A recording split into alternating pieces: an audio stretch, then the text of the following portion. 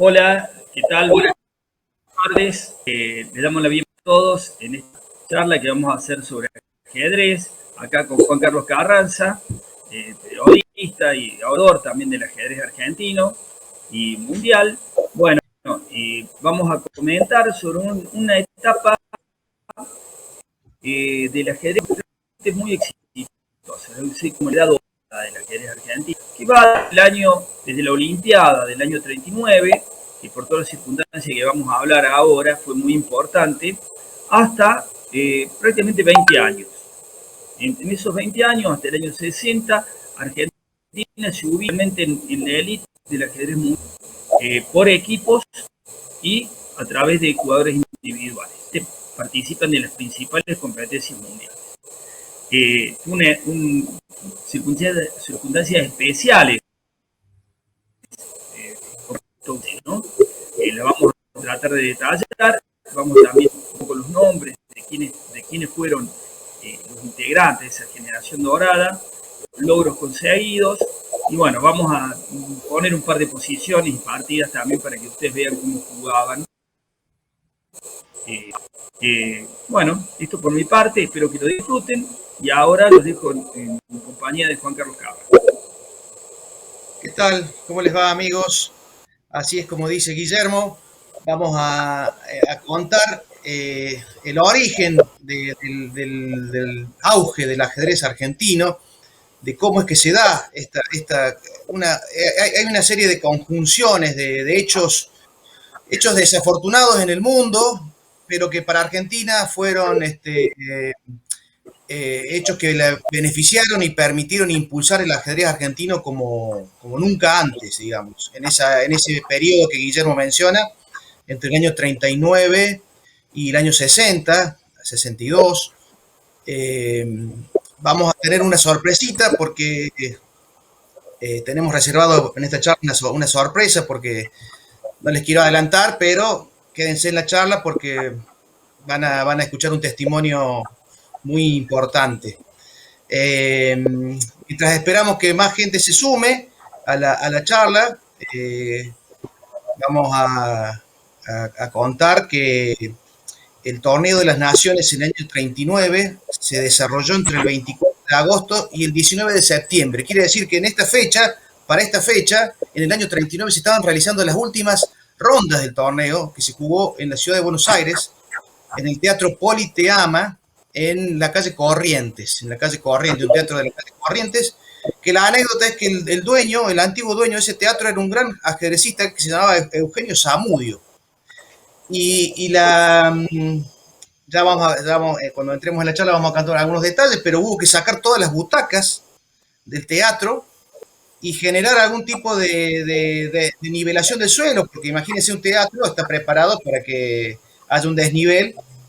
Entonces hubo que nivelar el piso, las mesas se ponían en el centro donde estaban las butacas, en el escenario estaban los tableros murales, la gente podía ver desde los palcos del teatro, y como fue tanta la convocatoria de gente, fue tanto el interés que despertó, que hubo que poner una serie de sillas para bloquear el acceso de los aficionados que se agolpaban al lado de las mesas donde jugaban los maestros. O sea que fue un acontecimiento sumamente importante, fue un impresionante torneo. Las fuentes de las que nosotros nos nutrimos con Guillermo son fuentes de conocidos y amigos nuestros, que son Enrique Arguiñariz y Sergio Negri, que han escrito unos libros espectaculares que se llama, no sé si se ve acá, Historia del ajedrez olímpico argentino, la generación dorada, la generación pionera y la generación plateada. Y, por supuesto, Guillermo Juan Sebastián Morgado, ¿no? Son los grandes historiadores que tiene Argentina, y que la verdad es un lujo contar con publicaciones de ellos. Por suerte tenemos la suerte de conocerlos con Guillermo. O sea, estuvieron acá en Córdoba, tanto Sergio Arguiñariz y Enrique Arguiñariz y Sergio Negri, ¿no, Guillermo? Sí, trajimos al hace, fue realmente muy interesante la que dieron sobre la historia del ajedrez argentino. Un tema que realmente nos apasiona. Hay tres historiadores sobre ese tema, que son Reñariz, bueno, Negri, Morgan y tiene Copiel, ¿no? Cuatro, digamos que son los pero bueno, nos estamos poniendo al tanto. Nosotros con este avanzó bastante en el estudio del ajedrez argentino. Bueno, si les parece, arrancamos la charla. Vamos a proyectar un PowerPoint que hemos preparado para la ocasión, que lo voy a poner en este momento. Si me dejan un segundito, lo acomodamos. Vamos a poner... Ahí está. Bueno, Torneo de las Naciones. Arrancamos con el Torneo de las Naciones. Torneo de las Naciones. 24 de agosto al 19 de septiembre de 1939. Esta es la Torneo de las Naciones, después se empezó a llamar las Olimpiadas de Ajedrez. Ustedes saben que cada 2 años la Federación Internacional de Ajedrez organiza las Olimpiadas de Ajedrez. En esta ocasión participaron 27 equipos y se disputaron 928 de las 1012 partidas programadas.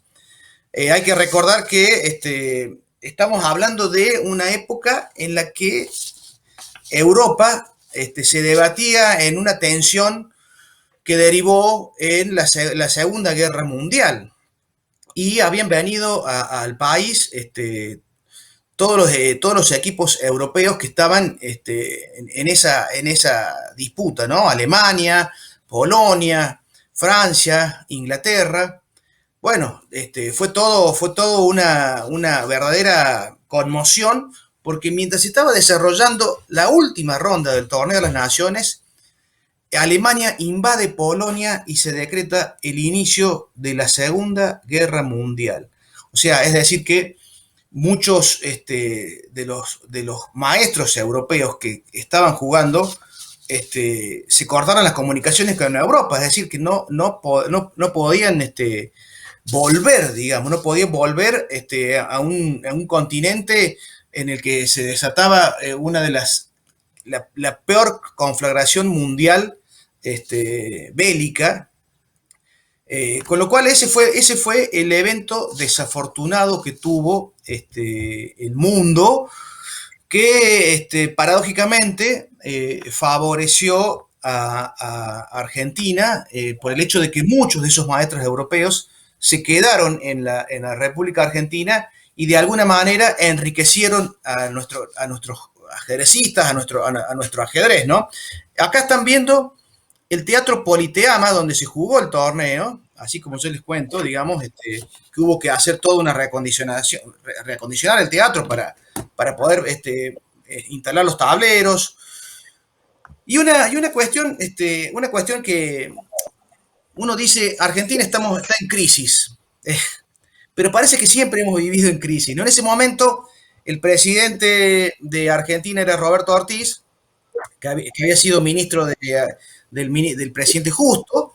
En ese momento gobernaba el país Roberto Ortiz, y en la presidencia de Justo, la Federación Argentina de Ajedrez, gracias a los ingentes esfuerzos de Roberto Grau, que ustedes deben saber quién es Roberto Grau, porque es el ajedrecista, el maestro que escribió los tratados Grau. Todo ajedrecista que se precie tiene que haber leído los tomos de Grau. Guillermo, me imagino que a tus alumnos les has comentado quién fue Grau, ¿no?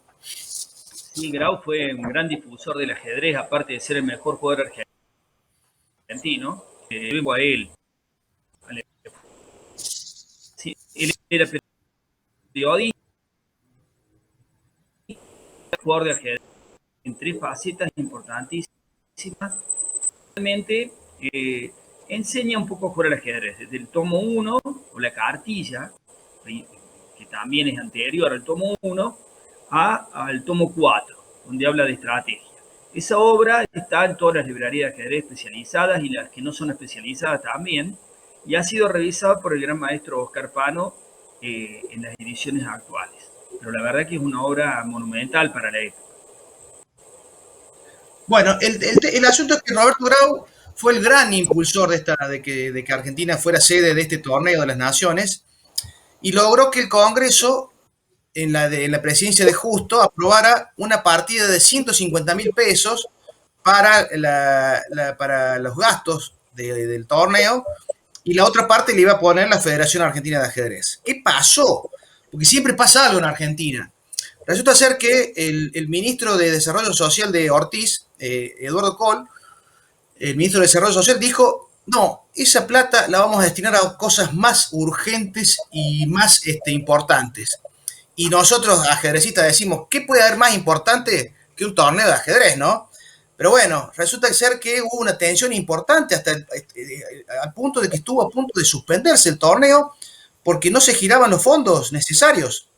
Imagínense que ya los equipos europeos, los 90 maestros europeos que venían de Europa, ya se estaban embarcando, digamos, en el transatlántico Piriápolis, y Argentina todavía estaba en veremos con la cuestión de los fondos. Bueno, resulta ser que Grau y otra serie de dirigentes y maestros empezaron a buscar donaciones, hasta el gobierno de Córdoba donó dinero para que se hiciera el torneo de las naciones. Finalmente, por suerte, el gobierno liberó esos fondos, porque incluso hubo un momento que había que poner plata para pagar los hoteles de los jugadores europeos, y los hoteleros hasta amenazaban con no devolverle las pertenencias a los maestros si no pagaban. Estábamos al borde del papelón, pero bueno, por suerte aparecieron los fondos, y el torneo, bueno, se pudo llevar a cabo, ¿no? Bueno, las grandes estrellas de este torneo, imagínense, estuvieron en ese torneo José Raúl Capablanca y el campeón mundial Alexander Alekhine. Estamos hablando de Maradona, Pelé, Messi, Cristiano Ronaldo, o sea, estaban las máximas estrellas, Guillermo, ¿no? Y sí, eran las atracciones del torneo, porque ya habían jugado el match por el título mundial en el año 27, donde se empezó a pensar ya en la posibilidad de hacer la Olimpiada acá. Y bueno, tenerlos de cada torneo que se enfrentaba Capablanca con Alekhine era noticia mundial en todo el mundo, en todos los lugares se hablaba de eso y se buscaba lo que pasaba entre ellos, ¿no? Así que bueno, ya teniendo las dos figuras máximas, ya teníamos la atención de todo el mundo de ajedrez sobre este torneo. Capablanca vino a representar a Cuba y Alexander Alekhine a Francia, el primer tablero de Francia y el primer tablero de Cuba. Y hay una cosa curiosa, porque Capablanca era, digamos, era bastante habitué, digamos, a Argentina. Además era el único campeón latinoamericano de ajedrez, ¿no? El único campeón mundial latinoamericano.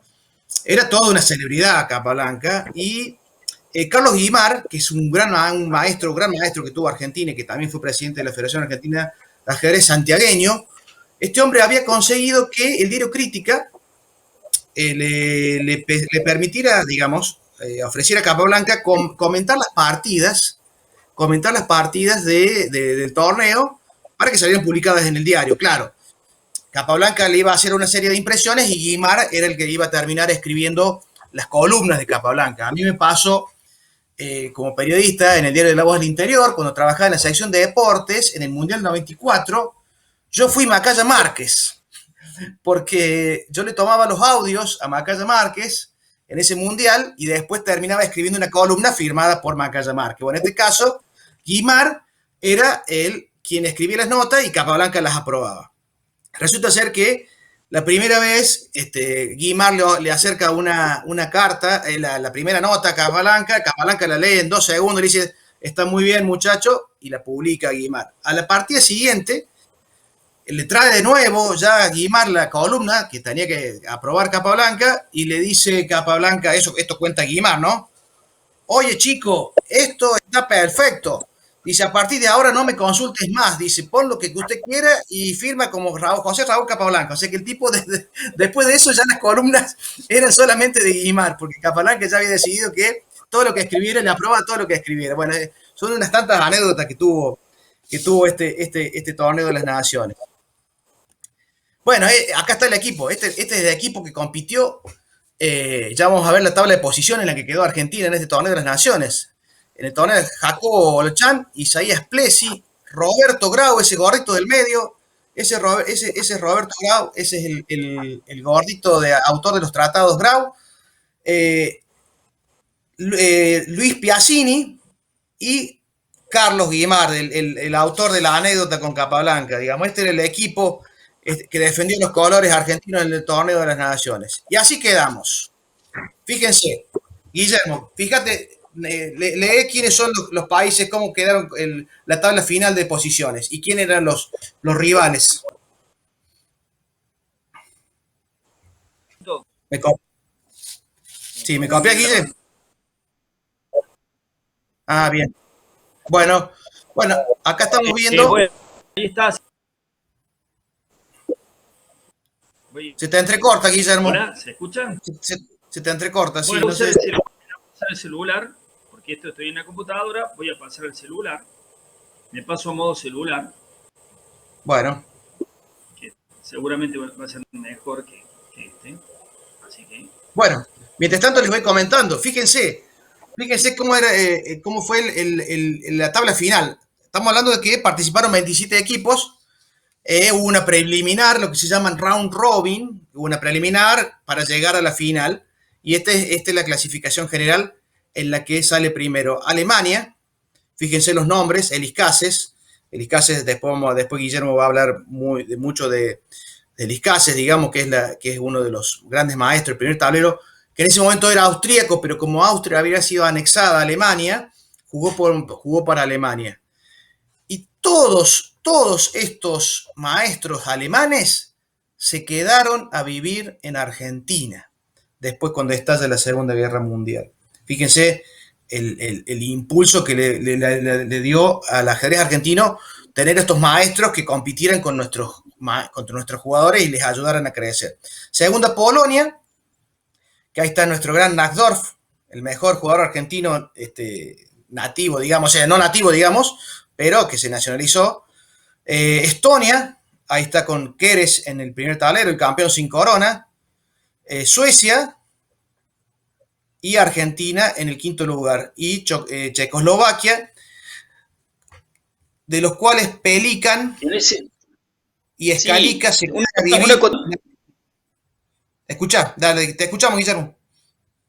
Sí, una acotación. En ese momento era Bohemia y Moravia. Bohemia y Moravia. Era el protectorado. Pasó a ser después. Exactamente, era el protectorado de Bohemia y Moravia. Exactamente. Bueno, esta es la clasificación final. Y, como les decía, 22 maestros se quedaron a vivir en el país, de los cuales, obviamente, Miguel Naisdorf y Erich Elis Cases fueron los maestros que dejaron más huella, ¿no? Si quieren, les puedo nombrar quiénes fueron esos grandes maestros que se quedaron. Se quedaron dos mujeres, Sonia Graf, que en ese momento estaba en contra de la Alemania nazi y jugó sin bandera. Sonia Graf, que además jugó el Mundial femenino con Vera Menchik, que lo pierde con Vera Menchik, Guillermo, ¿no? Claro, pierde con Vera Menchik, que Inglaterra, y bueno, si era la mejor jugadora, realmente era Vera Menchik. En ese momento hay que reconocerlo. Yo diría que antes de Nona Gaprindashvili fue la mejor jugadora de ajedrez por resultados y por la verdad que performance en torneo. Era más fuerte Vera Menchik, pero Sonia Graf era una rival difícil. Bien. También se queda a vivir en Argentina otra francesa, jugadora que se llama Paulette Schwarzman, que era francesa letona. Bueno, como les dije, de los alemanes se quedaron todos: Elis Cases, Becker, Michel, Reinhardt y Engel, y que participan además activamente de las competencias nacionales. De Polonia se queda, por supuesto, Miguel Naisdorf.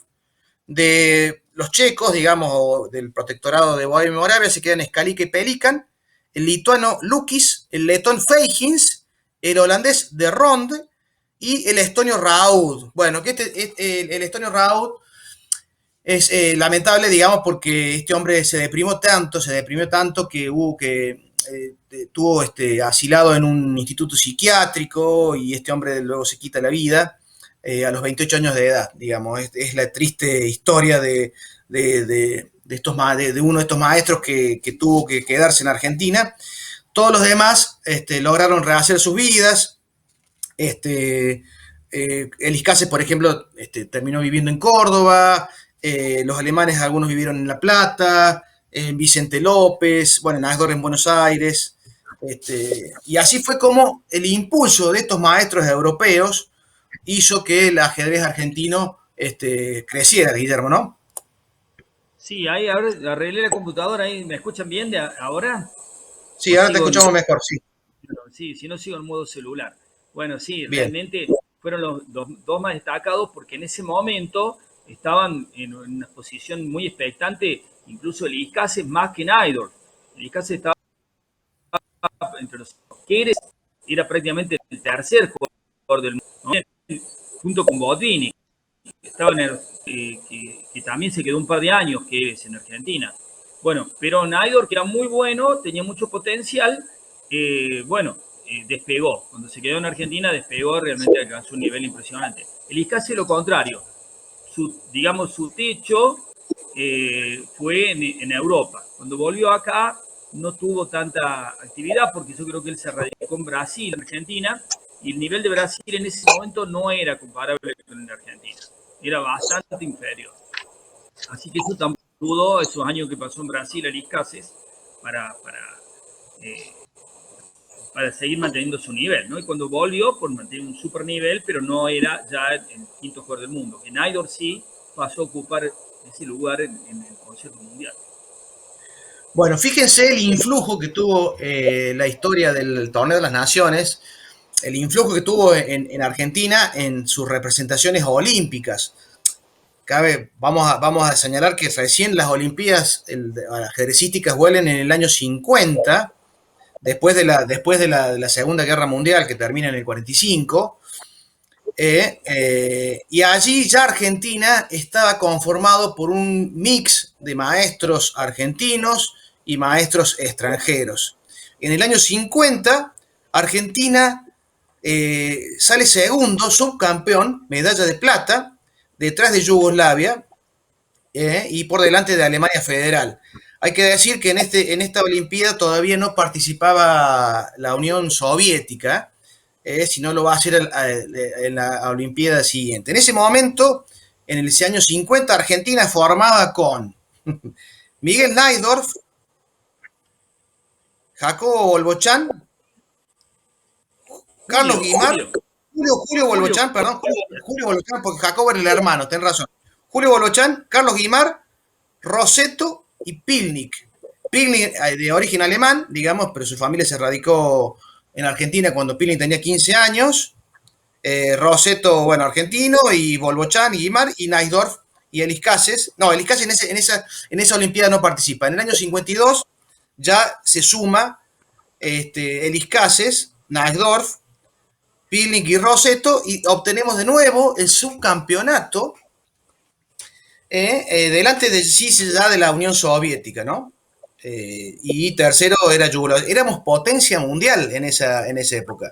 En el 54, Guillermo, volvemos a salir segundos. Sí, sí, ya ahí se suma la gran figura de la nueva generación que era Oscar Pano. Oscar Pano, exacto. Ya Oscar Pano y ese equipo, sí. Ahí se suma Oscar Pano, que venía a ser, ya Oscar Pano había sido campeón mundial juvenil el año anterior, en el 53, en Copenhague, ¿no? Ya vamos a estar comentando ahí algo sobre este maestro. Bueno, y en las Olimpiadas subsiguientes, bueno, en el año 56, como dice Guillermo, ya había, Najdorf siempre encabezaba esta avanzada argentina, ya estaba totalmente naturalizado argentino. Hay que contarles, les quiero contar un pequeño detalle, porque la verdad que la vida de Najdorf da para otra charla. Cuando Najdorf se viene a jugar el torneo a Argentina, él tenía una esposa, Genia, y una hija de 3 años, Lucía.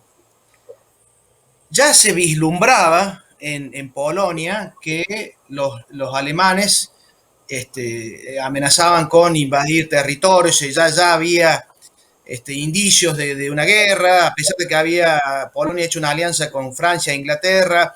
Era bastante vulnerable Polonia en ese momento. Entonces, Najdorf le dice a su esposa, dice, vamos a Argentina, vamos, no quiero dejarte acá sola, y aparte por 3 meses.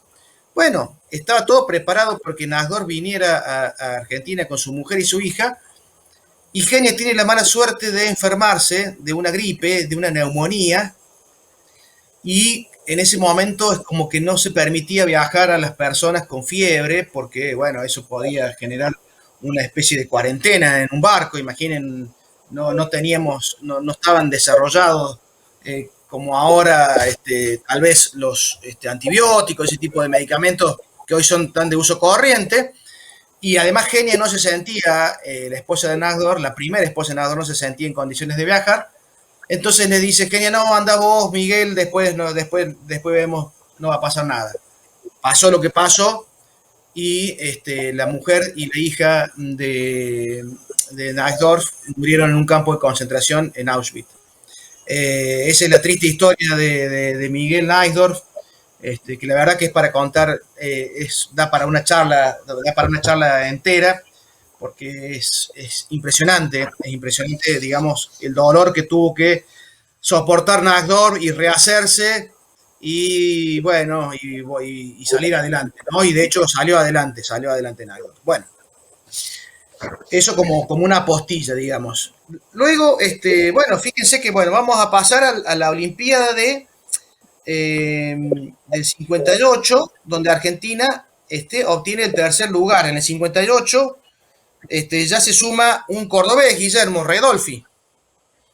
Sí, sí, ahí se suma el aporte, digamos, del interior del país con Redolfi, que hace una muy buena actuación en tablero suplente de Argentina.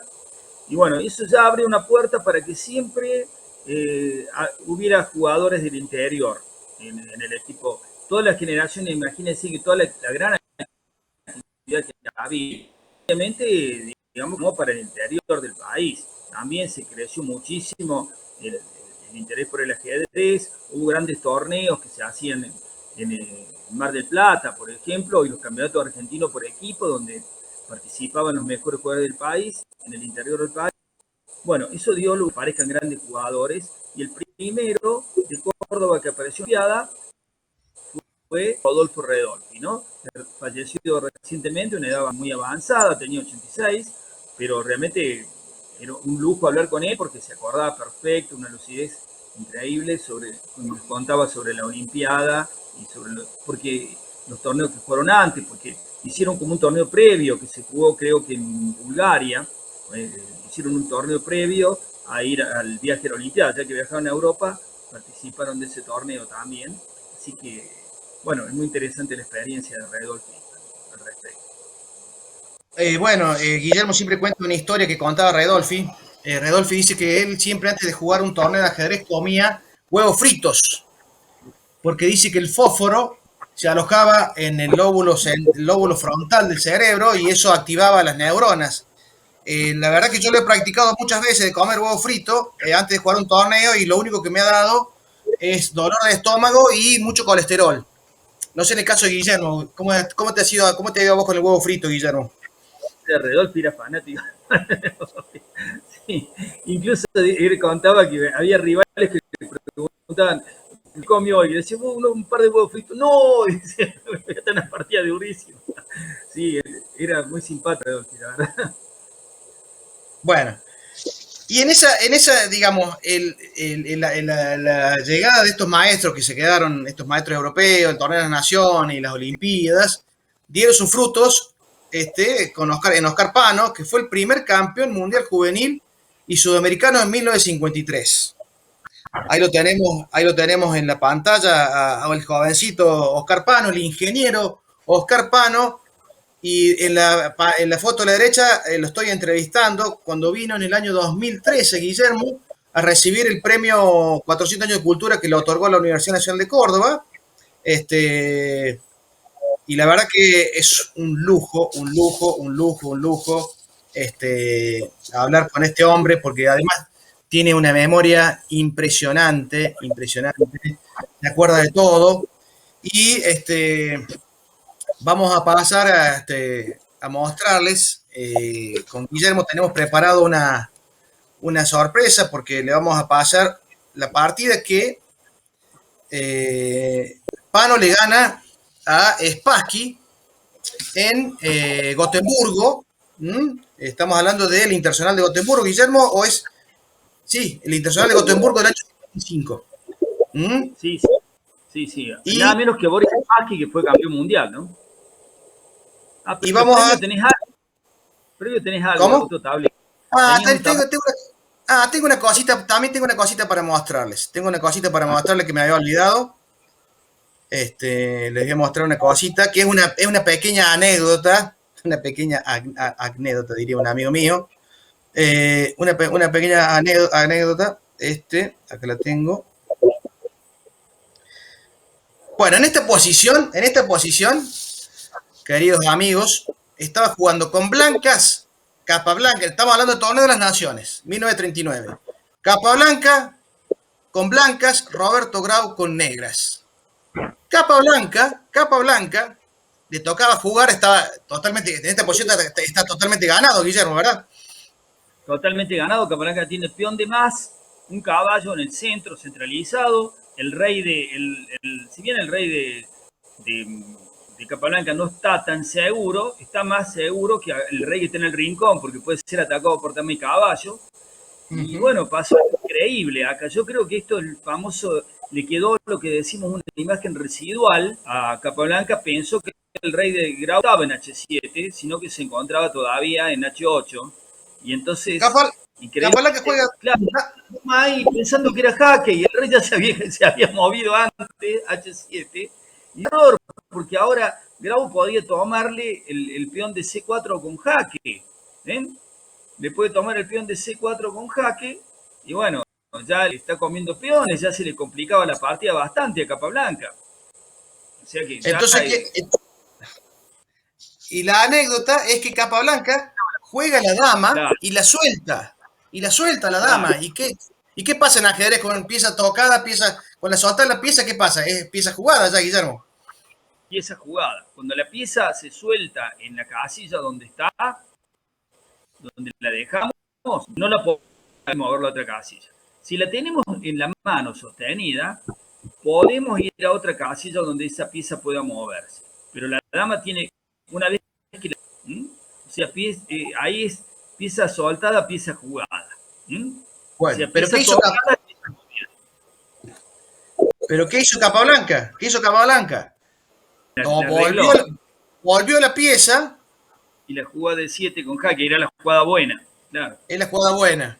Grau jugó alfil G7 y Capablanca, arrepentido, porque Capablanca además era un caballero del ajedrez, era una persona muy, muy noble. Capablanca ofrece tablas, le ofrece tablas a Grau en una posición sumamente superior, ganado. Le Y come otro peón más. ¿Cómo? Y ya está, ¿no? Le come el de C7 y está, terminó la partida. Entonces, pero en esta posición Capablanca le ofrece tablas a Grau y Grau acepta el convite, digamos. Bueno, son esas cosas, son esas anécdotas que quedan del torneo de las naciones. Vamos a pasar a una partida que juega Pano, ya estamos con Pano. Pano es Spassky, ¿verdad? ¿Es esta? Sí. Pero, sí. pero la tenés comentada, ¿esta es Guillermo?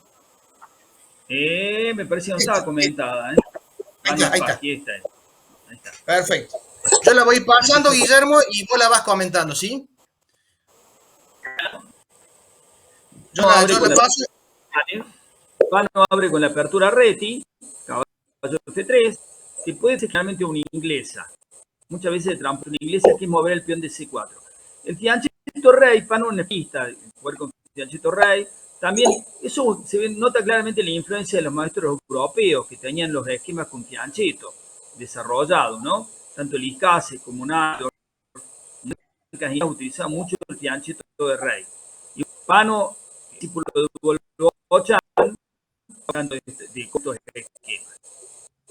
Entonces ahora creo que toma el centro, Pano, ¿no? C4. No, primero juega alfil G2. Ahora caballo, ahora C4. Apertura, ahora se transpuso en una apertura inglesa. Bueno, Spassky hace una jugada que no se usa ya.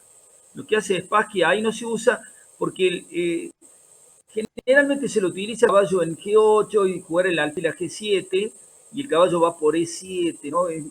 Acá el problema es que miren la casilla de 5, central de 5, va a ser un punto fuerte para Pano. Enseguida se va a hacer fuerte en esa casilla, miren. Exacto. Alfil E7, lo que decimos siempre, enrocamos, y los dos maestros enrocan. Y ahora armamos una cadena de peones en el centro con D3. Todos, así, también para dar juego al alfil, en D6 creo. Sí. Bueno, y ahora viene el plan típico de la inglesa. Miren que tenemos un alfil en G2 que está oculto, claro. Entonces Pano quiere atacar en el flanco dama para que el alfil que está ahí en G2 colabore en el ataque en diagonal blanca, ¿ven? Entonces hace coordinar las piezas en el ataque de ese punto, que va a ser clave, ¿eh? Va a ser clave a lo largo de la partida. O sea, Pano ya inicia ese ataque. ¿Cómo lo continúa? Con el peoncito para ir a B4. Caballo ahí, muy buena jugada. Miren, el caballo va a ir a C2, donde va a ayudar a avanzar el peón a B4 y también puede ir a E3 y meterse en D5. Miren cómo Pano captó la vida de la casilla de 5. Empieza a trabajar el centro ahí. Spassky juega agresivo, tipo de estilo de él, ¿eh? Cuando lo atacaban, él no hacía jugada, trataba de contragolpear. Pero muy bien. Sigue su ataque. Toma con el peón. D5, bien, Spassky. Trata de luchar por la casilla de 5, como de lugar. Y Pano también. Ataca el caballo. ¿Ven? Miren qué linda cadena de peones que tiene Pano ahí. Peón por y toma el peón central. Spassky está realmente agresivo. Sabe que está pasivo o queda peor. Bueno, y acá Pano juega H3, está bien. Y este es el único momento que Spassky podía tener un contrajuego. Miren lo que les digo. Miren, a partir de acá, Pano da una lección. Realmente, claro, error. Tenía que haber avanzado, volvemos el alfil atrás, tenía que haber contragolpeado con su peón doblado, pero atacar el caballo de Pano. Pano atacó una Spassky, tenía que haber a caballo, y ahí tenía con ese movimiento del peón. Spassky le pareció que Pano se iba a debilitar mucho si le atacaba el peón. Por eso se va a primero, pero no ve cómo va a jugar Pano. Claro, depende a Spassky, seguro es este avance de peón que hace Pano ahora. ¿Ven? Porque parece que se debilita el rey, pero la iniciativa que toma, ahora golpea, pero ahora es distinto, porque Pano perfectamente al centro con el caballo. Entonces juega caballo E4. ¿Ven? Bueno, toma caballo, toma con peón y lo obliga ahora al alfil a retirarse. El alfil se tiene que ir a G6. Y una jugada simple, pero durísima, que ataca el peón. Bueno, acá caballo B5, alfil por B4, alfil por, torre por, bien. Miren cómo ganó ese peón, y acá vemos cómo el flanco dama de Spassky, hay un peón totalmente agresiva, tiene que estar defendiéndolo. Y el alfil de G6 no tiene mucha actividad.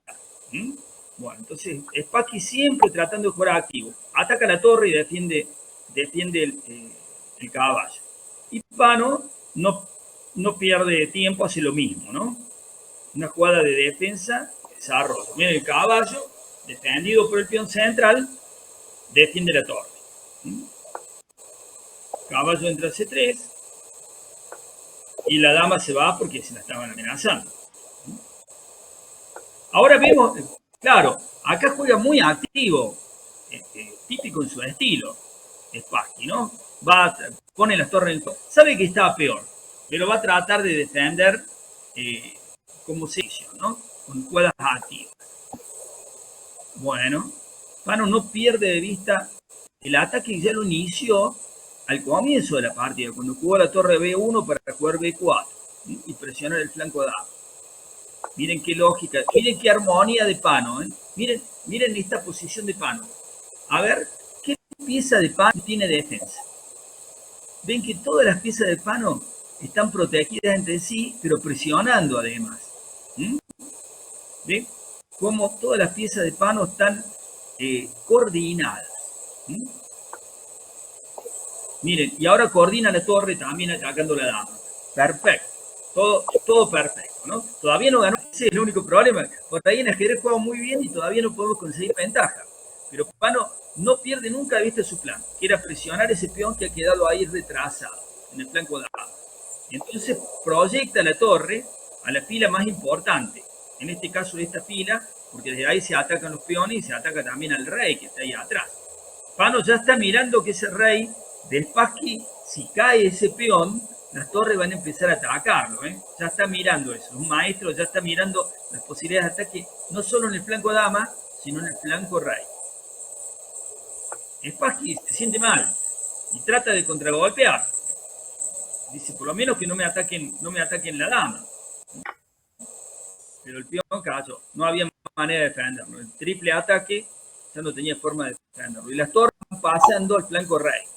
Bueno, Spassky va a comer, se aproxima un remate brillante de Pano, ¿eh? Porque ahora Pano, para ganar, necesita que su dama, la dama que está en B2, pase también a colaborar en el ataque del flanco rey. Claro, Pano está viendo, ¿cómo lo analiza un maestro ahí? Dice, si yo paso la dama al flanco rey, doy mate, o estoy ahí para el mate. Entonces está buscando cómo puede conectar la dama, pero hay una cadena de peones que lo molesta. Y bueno, habrá que eliminarla de alguna manera, ¿no? A ver cómo hace. Eliminó la cadena de peones. Entrega su caballo para romper los peones que protegían al rey. Miren qué jugada fantástica. Bueno, le come el caballo a Spassky. Ahora, las torres, claro, come primero, elimina el caballo para que no venga a defender. ¿Ven? Para que no vuelva a F6 a defender. Elimino la pieza centralizada, ¿ves? Porque el caballo podía volver a defender al rey. No lo dejamos volver. Lo eliminamos al alfil con el alfil.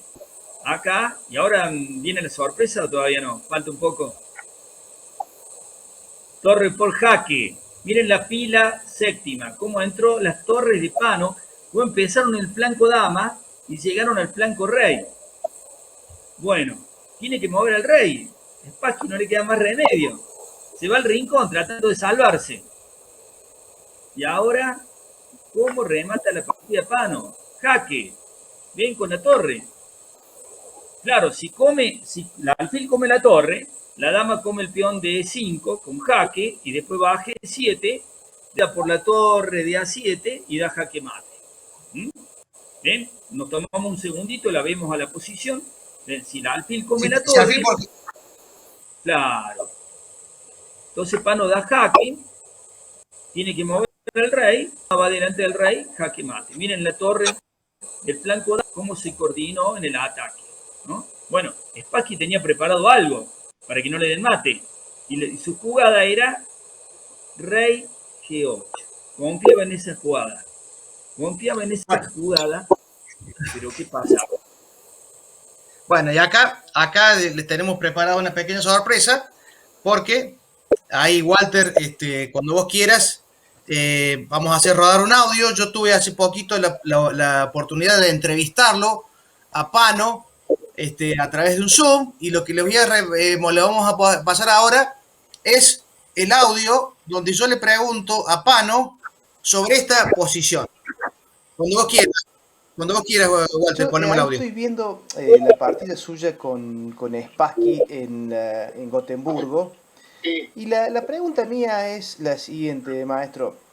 En el momento que usted pergeña la combinación y termina dando ese remate, ¿cómo estaba de tiempo usted? Porque usted siempre se apuraba de tiempo, ¿no? Usted siempre se quedaba sin tiempo, ¿no? Ahí había poco tiempo, pero sí, habría tal vez un par de minutos, pero había que llegar bien y en el medio de la vorágine. Sí, Tal sí. es así que yo me acuerdo que cuando entregué la torre para entrar con la dama con jaque. Exactamente. En ese momento dije, yo acá ganaba, pero no me acuerdo cómo era esto. La aguja que hay que jugar, era torre 8, torre 8. Terminó la partida. Pero ya lo tenía más o menos visto eso, y en ese momento, claro, uno está con el ida y vuelta de que Sí. el problema del reloj. Por eso me gusta mucho más ahora el ajedrez digital, en que le dan segundos. El incremento. Lo obligan a administrar bien su tiempo. Sí. El reloj lo obliga al maestro, porque aquí había grandes jugadores, por ejemplo Corte, Sí. César Corte, que era un horror. Siempre en la jugada 8 le quedaban 4 minutos. No, increíble. Y después sí, jugaba desatado todo. Bueno, en general le iba mal porque usted no puede acertar siempre. Sí. Pero y por ahí ganaba una partida increíble, pero eso no es ajedrez profesional de ninguna manera. No. Sanguinetti, que era un filósofo, casi se puede decir, Raúl, un gran amigo y gran jugador, me decía, es que no hay que hacer la jugada perfecta, hay que hacer jugadas suficientemente buenas. Claro. Tenía razón, ¿no? Sí. Hay jugadores que en ese sentido, Claro. hay que aprender mucho de ellos. Naidor, por ejemplo, tiene una anécdota con Pilnik, que Pilnik piensa una hora, qué sé yo, y le sacrifica un peón. Entonces Naidor va, mira que se puede comer un peón, y jugó torre a la colonna, qué sé yo, y terminó ganando la partida. Y después Pilnik dice, pero usted ni siquiera vio que había un peón para la cara pequeña combinación. No, dice, eso es fácil. Pero usted es un gran maestro, Pilnik. Pensó una hora. Yo tengo que pensar otra hora para ver si usted me equivocó y si le puedo sacar alguna ventaja. Yo prefiero seguir acá, no importa. Pero ¿qué ganó usted? Gané una hora en el reloj. Muy bueno. Bueno, fíjense, ¿no? Que bueno, son los pequeños privilegios que tenemos a veces los periodistas de entrevistar a estas glorias, leyendas vivientes. Claro, porque uno reproduce el partido tranquilo en su casa, pero imagínense, Guillermo, vos que has jugado mucho magistralmente, las tensiones que se producen en una posición así, ¿no? Y bueno, sí, sin duda, Pano es increíble, tiene 86 años, la velocidad que tiene es impresionante, ¿no? Es la verdad, lo primero a destacar. Sí, Pano mismo, mucho el apuro de tiempo, perdió partidas ganadas por quedarse sin tiempo. Eso él ahora decir que con el reloj que te da segundos, para él hubiese sido por ahí hubiese ganado muchas más partidas de las que ganó, que así mismo ganó. Bueno, problema de tiempo. Y el remate, Guillermo, es el siguiente. Perfecto. Ese es lo que, tiene que ser todo con jaque, porque si no el negro empieza a atacar con sus torres al rey blanco, ¿no? Entonces jaque. No puede comerte la dama, tiene que comer la torre, todo con jaque, ¿ven? Ahora el peón, ¿ven la diferencia? La dama come el peón dando jaque, ¿ven? Jaque. El rey tiene que moverse y ahora la dama entra con mate. Todo con jaque, el tipo no pudo reaccionar, Spassky no pudo reaccionar trayendo una pieza a la defensa y atacando al rey blanco, porque eran todos jaques, ¿no? Muy linda combinación y muy lindo porque empieza un ataque en el flanco dama que tiene un golpe en el centro, que es entregar el caballo, y termina con un ataque en el flanco rey, o sea, ocupó todo el tablero. Bueno, yo quería preguntarle eso a Pano porque, digo, como decía, estas posiciones, normalmente uno las realiza, digamos, ahora tranquilo, tomando un café, unos mates, pero en ese momento hay que jugar y como dice Pano, me quedaban apenas un par de minutos y había que ver la jugada, ¿no? Bueno, son las pequeñas delicias que tenemos quienes por ahí tenemos esta profesión de periodistas y tenemos la oportunidad de hablar con la verdad que el maestro Pano es, aparte de ser un hombre que tiene una memoria extraordinaria. Hablábamos y yo le preguntaba, maestro, porque Oscar Pano además fue asesor de Korchnoi, de Víctor Korchnoi, el match con Karpov en Baguio, Guillermo, en el 78, el famoso match. Claro, bueno, cómo sabían ajedrez toda esta generación, tuvimos la posibilidad yo tuve la posibilidad de hablar con todos, y bueno, eran respetados en el mundo, tal es así que, pero no era fácil que Korchnoi, siendo uno de los grandes jugadores de todos los tiempos, lo haya llevado como su segundo, como analista. No es casualidad que Capablanca lo quería Elis Cases como su colaborador en un supuesto match revancha contra Alekhine. O sea, eran gente que sabía muchísimo ajedrez. Julio Bolbochán fue el maestro de Oscar Pano también, ¿no? Entonces, bueno, vemos que tenían una comprensión del ajedrez superior y eso era conocido por todo el mundo y por los mejores jugadores de esa época. Tal es así que Garry Kasparov le da a Miguel Naidorf en su recopilación sobre los grandes jugadores de la historia, ¿no? O sea, miren la trascendencia que tenían todos estos jugadores. Bueno, y Guillermo, te dejo un poquito que cuentes a la gente tu relación con Elis Cases, porque vos tuviste también el privilegio de estudiar con Elis Cases, ¿no? Sí, sí, yo la verdad que tuve la posibilidad de conocerlo. A mí me gustaba mucho la historia del ajedrez, así que le preguntaba mucho sobre historia del ajedrez. Bueno, le comenté sobre la Olimpiada y él me contó algunas cosas que no están en ningún lado y que incluso ahora hay un libro sobre todo esto, pero yo tenía de primera mano, estaba Elis Cases sobre ese torneo, ¿no? Y bueno, las tensiones que había, porque cuando empieza la guerra, bueno, los jugadores eran todos conocidos entre sí, no tenían no estaban en guerra con el otro equipo.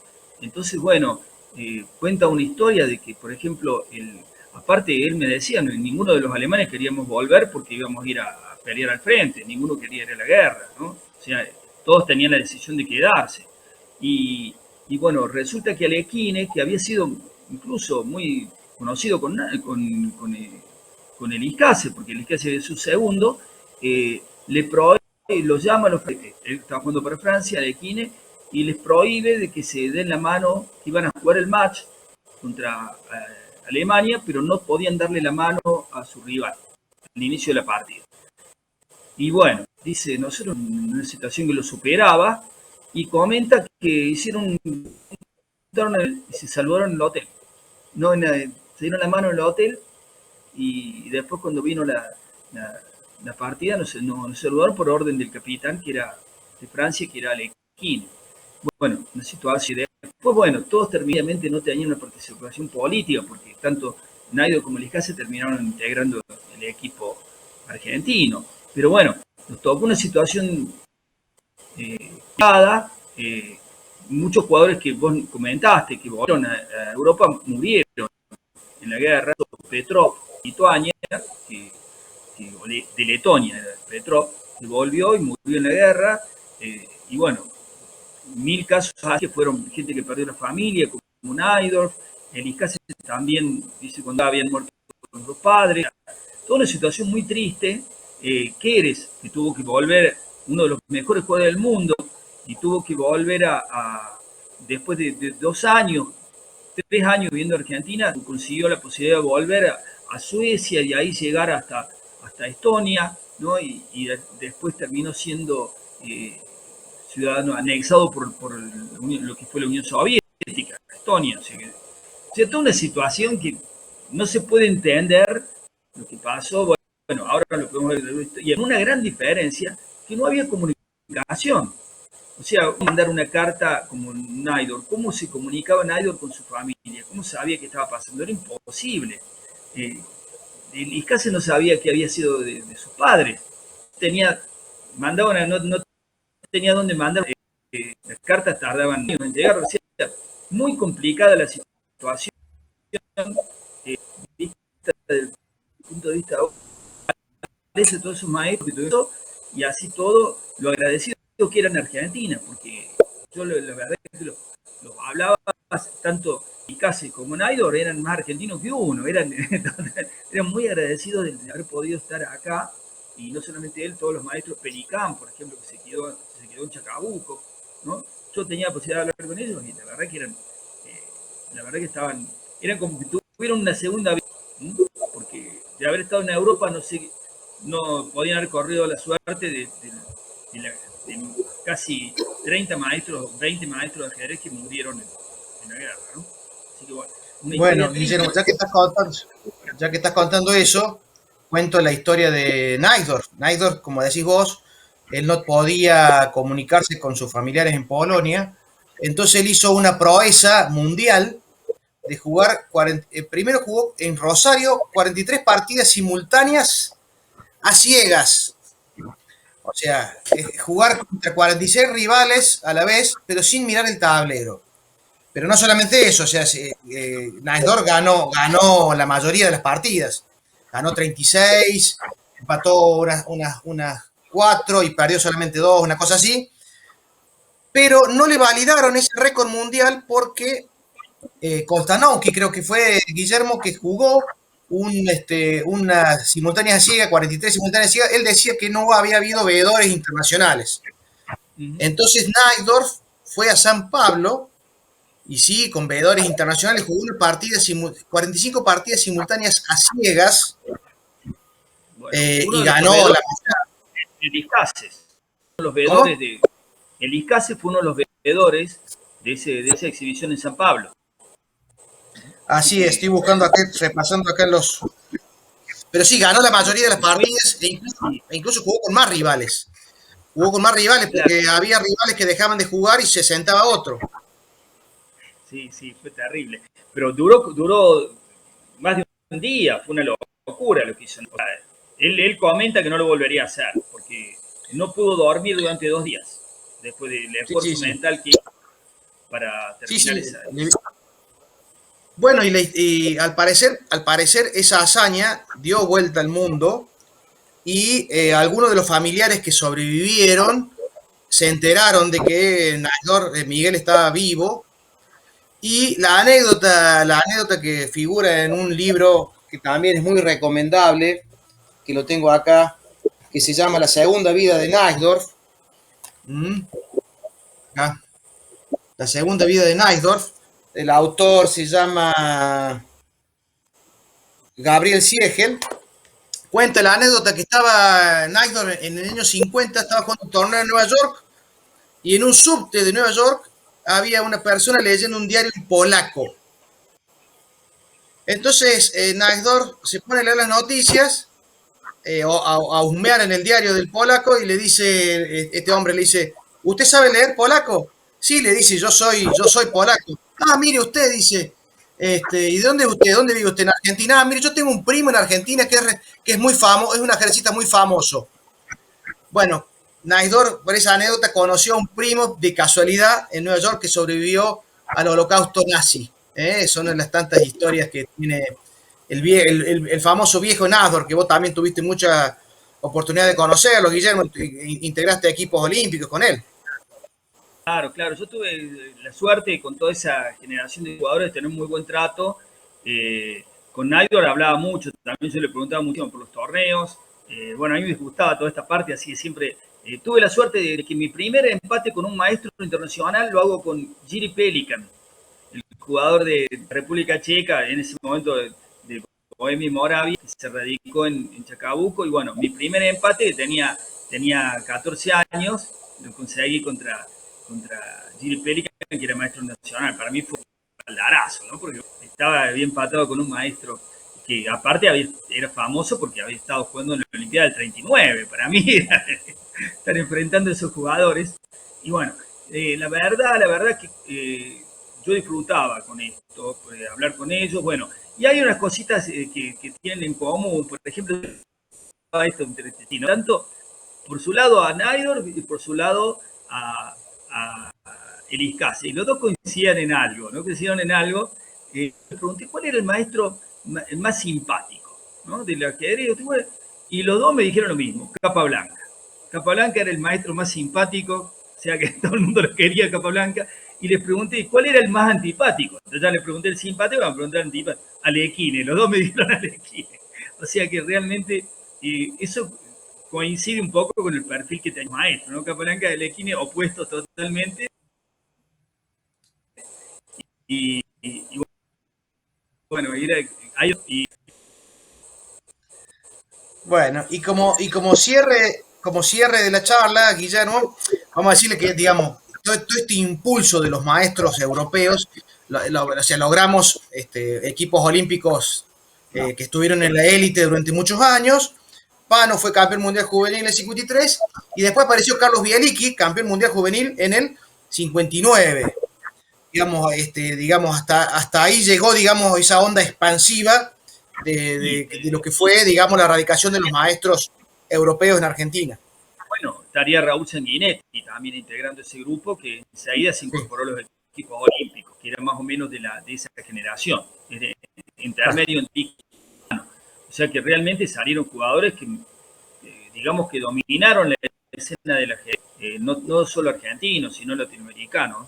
O sea, realmente fue toda una contribución increíble, que no directa, caso, sino simplemente el hecho de tener que enfrentar con jugadores tan fuertes, y como decís vos, no eran solamente ellos, de Rumania, que no vinieron específicamente del 39, pero vinieron por el tema de la guerra. La misma Sonia Graf, llevó bastante tiempo acá en Argentina. O sea, que después por un torneo. Estable la cantidad de jugadores que aportaron y cuando tenía que jugar por Argentina era increíble, se ponía la camiseta. La verdad que tanto Naidor, el Icase, cuando jugaban por van a ganar, y eso yo les rescato. Una mentalidad ganadora, de decir, bueno, no somos menos que nadie, ¿no? O sea, la verdad que en ese punto de destacar, tomarlo como responde, vos estás con la autoestima baja y no vas a conseguir nada. Iban a ganarle a los mejores, ¿no? Y algo conseguían. Bien. Bueno, este es un poco de lo que fue la época dorada del ajedrez. Que bueno, como dice Guillermo, durante muchos años Argentina tuvo supremacía sudamericana, digamos, a nivel mundial era una potencia, era temible, digamos, dio muy buenos jugadores. Bueno, después, obviamente, eso fue cambiando hasta, digamos, ese fue menguando un poco ese poderío argentino, pero bueno, tenemos la suerte de que, bueno, Guillermo Sope también fue quizás fruto de esa inercia, de esa época dorada también que tuvimos grandes jugadores. Siempre siguieron saliendo buenos jugadores en Argentina. Siempre Argentina fue un gran reservorio de jugadores. Así que bueno, Guillermo, si te parece, pasamos a las preguntas que nos quieren hacer la gente, ¿te parece? Perfecto. Walter, yo voy a refrescar ahí, si te parece, las preguntas. Ah, Claudia, ¿te parece que refresque las preguntas? Bueno.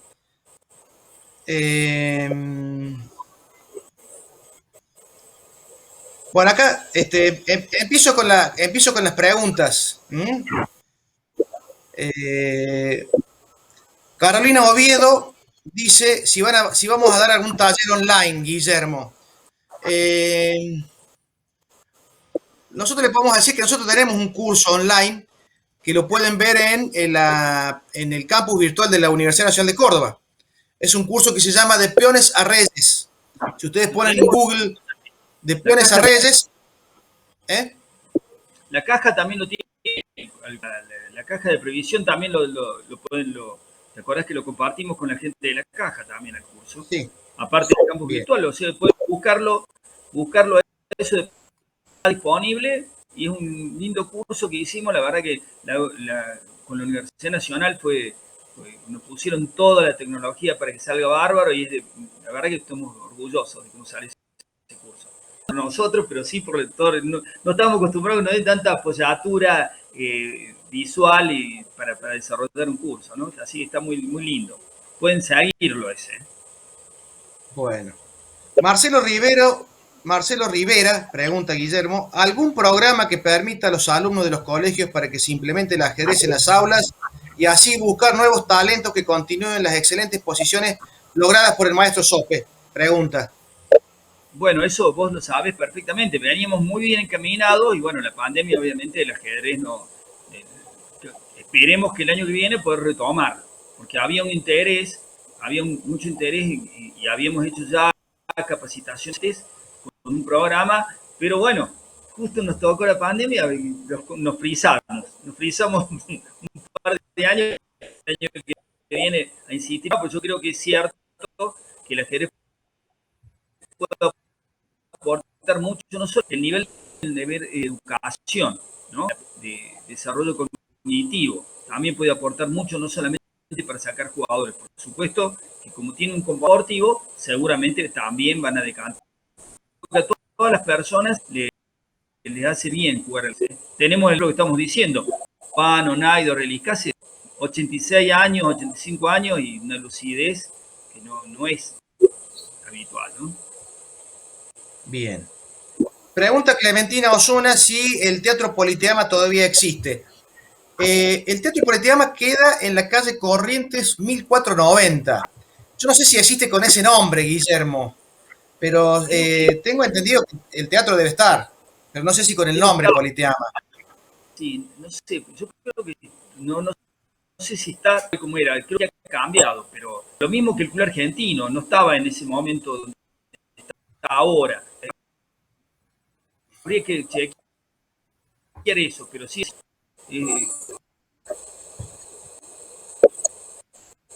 Bueno, y Pedro Arnaldo González Bofil pide que en la charla estén los logros de Guillermo Sope, que cuente un poco los logros de Guillermo Sope, digamos, de sus campeonatos argentinos, brevemente, Guillermo, dos campeonatos argentinos. No, bueno, pero eso, yo voy a contar el logro que tuve con los maestros que nos están ocupando, de la generación dorada, que para mí es un orgullo. Conseguí, jugando en el mismo equipo que Naidor y Pano, ¿no es cierto?, en el mismo equipo, ser la última vez que Argentina salió campeón panamericano. O sea, yo tuve el orgullo de formar parte de ese equipo que ganó el Panamericano. Y bueno, y justamente con Naidor, Pano y otro de los emergentes posteriores de esta generación que fue Miguel Quintero, ¿no? O sea que integré ese equipo y la verdad que es un orgullo haber salido campeón panamericano jugando con ellos en el mismo equipo. O sea, la verdad es un lujo, ¿no? Bueno, acá Guillermo pregunta, bueno, sí, continúa Guillermo, sí. ¿Qué pasa? No, era eso, nada más. Bien, pregunta que Guido Darwich si jugaste con Quintero alguna vez. Sí, jugué muchas veces con Quintero. Sí, le gané una. Me ganó 3 él y yo le gané una. Pero bueno, hicimos un par de tablas. Pero, sí, muy fuerte, sí. Con Pano mi score es un poquito mejor. Con Pano estoy 3-3. Yo le gané 3, me ganó 3 y empatamos 3. Con Naidor jugué, empaté 2 y perdí 1. O sea, con todo ese general resultado, por lo menos me dio gusto de ganarle una vez a Quintero, ¿no? Me ganó 3, pero una en el campeonato argentino fue así que eso también está interesante. Guillermo pregunta Carlos Cachia. ¿Tienen registro de que algún maestro o maestros argentinos pudieron vencer a Capablanca en competiciones oficiales? No, creo que nunca nadie le ganó. Sí, ningún maestro argentino. El Iscase, pero bueno, no era argentino. Representaba a Austria. El Iscase representaba a Austria, le ganó a Capablanca, un famoso final de alfiles de un color. O sea que, bueno, sí, un jugador que se radicó en Argentina le ganó a Capablanca, que fue el Iscase, ¿no? O sea, al lado, sí, se puede tomar que el Iscase sí, después se radicó como argentino, pero claro, en ese momento representaba a Austria. Él le ganó a Capablanca. Uno de los pocos jugadores que le ganó a Capablanca. Sí, digamos que el único jugador argentino nacido en Argentina que le ganó a un campeón mundial fue García Palermo, Carlos García Palermo. Un campeón activo, ¿no? Ex Sí, sí. campeones le ganaron, futuros campeones, sí, ahí le ganaron a Fischer, ¿no? Naidor le ganó a Fischer, Sí, sí, sí. a Fischer, pero no era Voy a campeón prender la mundial. luz. Después Spassky, como vimos en esta partida, Pano le gana, pero Spassky no era campeón mundial.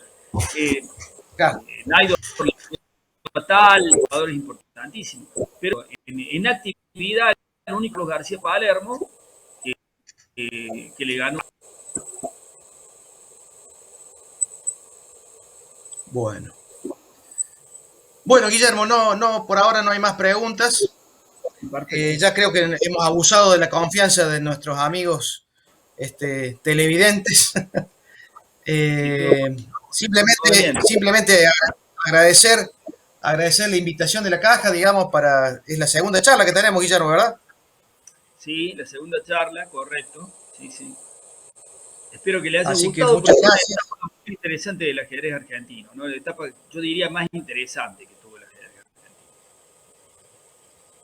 La próxima la podríamos pensar en hacer más foco en Najdorf y Beliscáces, mostrar partidas, contar su historia, que es la verdad que es sumamente interesante, sumamente interesante.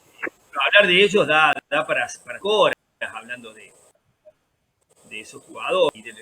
Y bueno, la verdad que los equipos olímpicos, los jugadores cordobeses eran equipos olímpicos, son muchos. La verdad que una época muy buena y que sí, tenemos que tratar de reeditar eso.